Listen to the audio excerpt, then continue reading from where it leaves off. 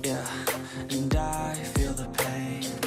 Broken hearts, they all feel the same. And I don't wanna be all alone.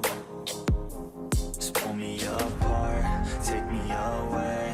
Tell me it's all gonna be okay.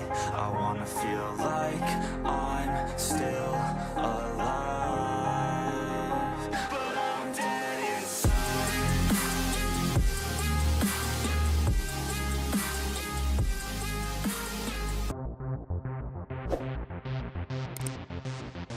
Johann Zarco yang melaju di dekatnya hingga bagian depan Ducati Desmosedici GP23 patah.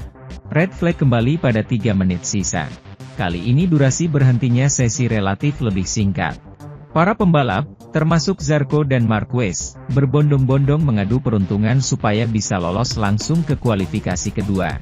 Zarco dan Marquez bergegas menunggangi motor kedua supaya bisa memperbaiki best lap di sisa waktu yang singkat. Sayangnya, pembalap 30 tahun itu gagal dan harus puas berada di peringkat ke-14. Ia mesti berjuang dari kualifikasi pertama, Sabtu ini. Kondisi rider Pramac Racing lebih baik meski berada di batas. Garasi Gresini Racing muram karena dua pembalapnya, Di Giannantonio dan Alex Marquez crash. Setelah bendera kotak-kotak dikibarkan, terjadi perubahan susunan tabel. Espargaro mengira sudah memastikan diri jadi yang tercepat, sehingga menunjukkan selebrasi.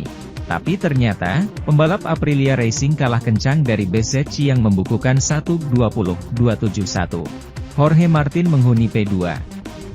Sementara itu, zona Q2 diisi Espargaro, Francesco Bagnaia, Jack Miller, Fabio Quartararo, Luca Marini, Enea Bastianini, Alex Marquez dan Zarco.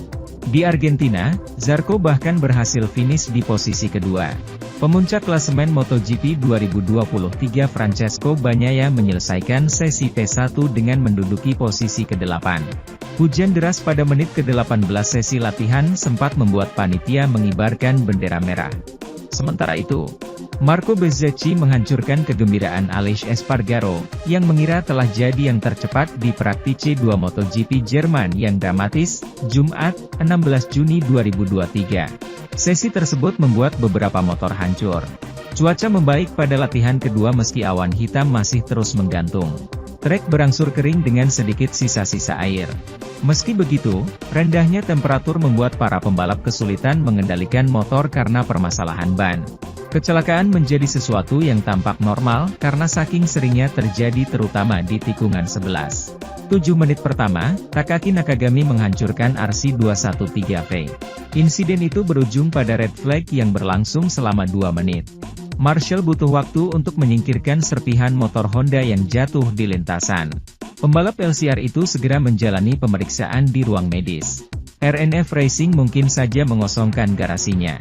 Raul Fernandez crash saat memacu motor di jalur lurus jelang tikungan 11. Ia berada di tengah jalan dan sepertinya mengalami cedera pada pergelangan tangan kanan. Miguel Oliveira juga menderita akibat kecelakaan pada seperempat jam terakhir. Hingga situasi buruk itu terjadi, Johann Zarco masih menguasai daftar kombinasi waktu tercepat. Marc Marquez berada di belakangnya. Pembalap Spanyol itu mati-matian mempertahankan posisinya, karena para rival terdekat menunjukkan kebangkitan. Hingga aksinya di pertengahan sesi mengundang decak kagum sekaligus kengerian. Marquez mampu mengamankan posisinya di jok RC213V ketika roda depan motornya tergelincir, yang menyebabkan guncangan sangat keras. Pengalaman ini membuatnya sangat jengkel. Memasuki 13 menit terakhir, Jorge Martin yang sempat melakukan stopie di turunan tikungan 1, mengusir rekan setimnya Johann Zarco dari peringkat tertinggi. Ia membukukan 1:20.461.